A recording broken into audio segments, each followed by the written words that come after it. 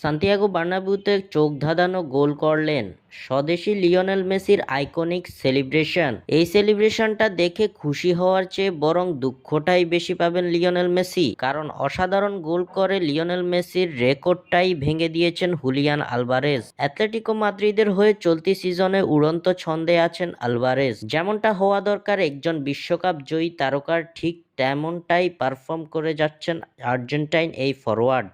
UEFA champions লিগের round of 16-এ Real মাদ্রিদের বিপক্ষে প্রথম লেগের ম্যাচে হেরেছে অ্যাটলেটিকো মাদ্রিদ। এদিন 2-1 গোলের পরাজয়ের মুখ দেখেছে তারা। তবে অ্যাটলেটিকো মাদ্রিদ হারলেও থামছে না হুলিয়ান আলভারেজ বন্দনা।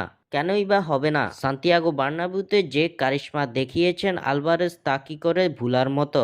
রিয়াল মাদ্রিদের বিপক্ষে এদিন চোখ জুড়ানো এক গোল করেন আলভারেজ, যার মাধ্যমে তিনি ছাড়িয়ে গেছেন নিজ দেশের লিওনেল মেসিকে।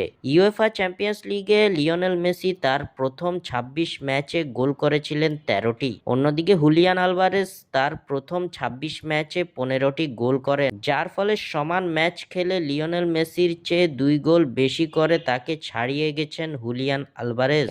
চলতি ইউসিএল মৌসুমে ইতিমধ্যে 7ম গোল করে ফেলেছেন আলভারেজ।